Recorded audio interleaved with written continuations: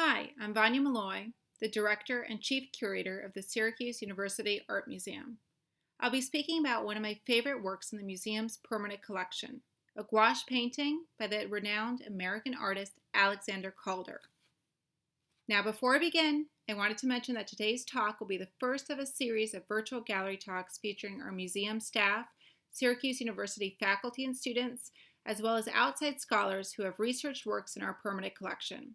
We hope that this new series will allow you to connect with our art collection virtually and inspire you to visit our website to check out our growing number of virtual exhibitions and programs.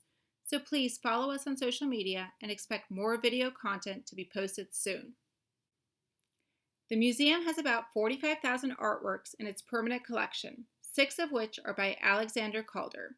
This work was a museum purchase in 1969, not long after the work was created by Calder in 1963. The artwork is a gouache painting on paper with a limited color palette. As you can see, it uses black and the primary colors of blue and red. Calder was famous for preferring primary colors in his artwork. Let's take a closer look at the image itself. It's inherently abstract with circles, lines, and a spiral and hourglass-shaped figure. However, when I look at it, I sense energy and movement, as if the elements are floating in space, engaging in a delicate and carefully balanced relationship with one another. The central red circle has 2 rods that transverse it, creating gestural lines that suggest motion. While this work is clearly static because it is a 2-dimensional painting on paper, its suggestion of motion and dynamism creates a strong relationship with Calder's sculptural work, particularly his series of kinetic mobile sculptures, which were often suspended from a single point, its elements free to move, falling in and out of balance with one another. Here is an example of one such mobile sculpture by him and the stroboscopic photographs he favored that emphasize its kinetic quality by showing its wake of motion.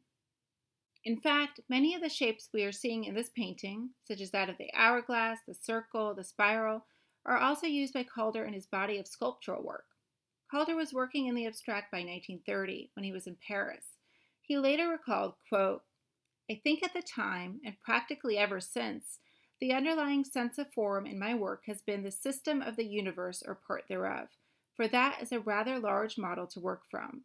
What I mean is the idea of detached bodies floating in space, of different sizes and densities, perhaps of different colors and temperatures, and surrounded with wisps of gaseous condition, some at rest while others move in peculiar manners, seems to me the ideal source of form. When I've used spheres and discs, I've intended that they should represent more than what they just are." End quote. It was reading statements like this one by Calder that made me want to study him for my Ph.D. dissertation, which I did.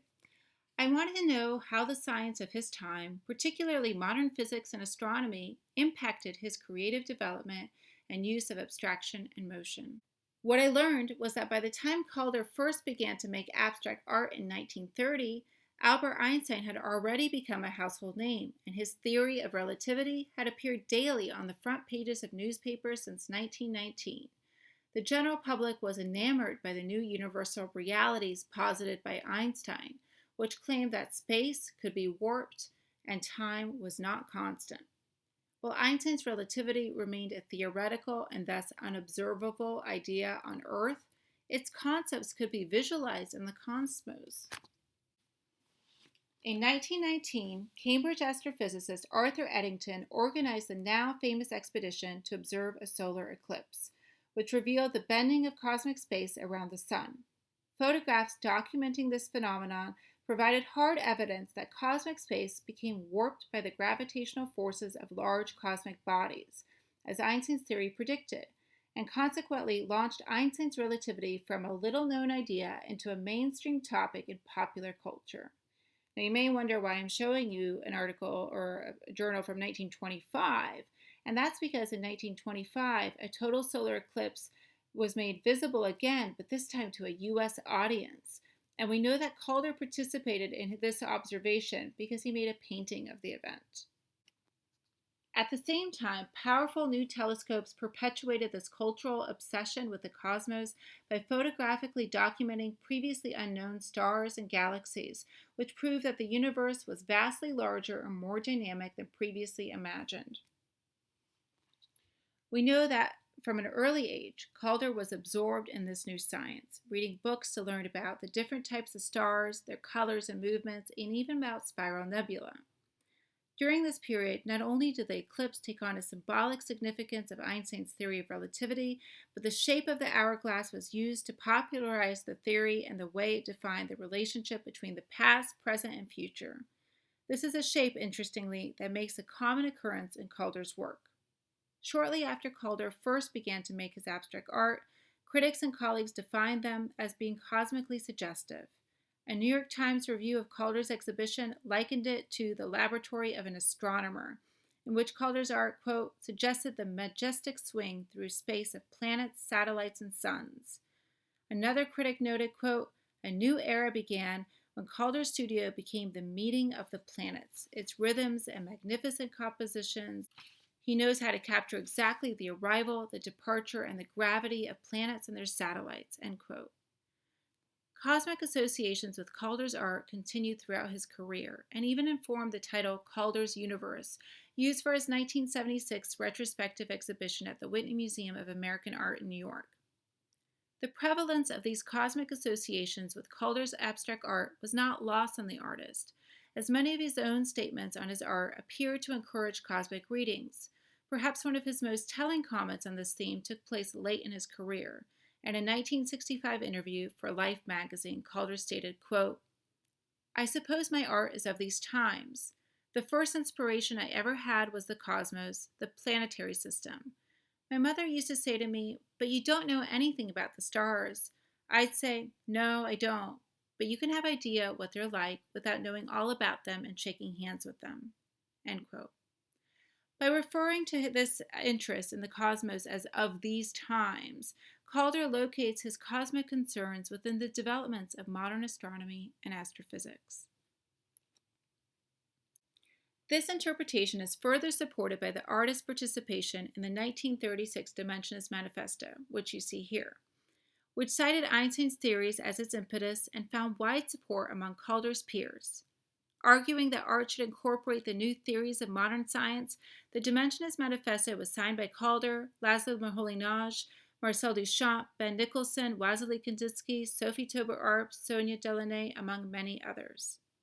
What all of these scientific developments have in common that I think was attractive to these artists is that they show that the reality we see with our eyes does not necessarily match the reality of the universe as revealed by science. Artists endorsing the manifesto challenge themselves to expand their vision, to leave behind the old conceptions of fundamentals like time and space in exchange for new ones, all the while engaging their imaginations to visualize what these new realities and realms may look like.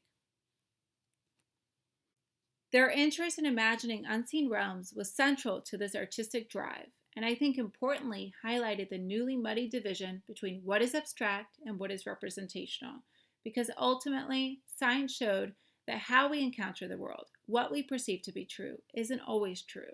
We experience time as constant, but it's not, and space as Euclidean, but it doesn't have to be. There is so much in this world that we don't see or experience with our senses alone, such as the full color spectrum of a bird's feathers or the multitude of microbial worlds that live amongst us.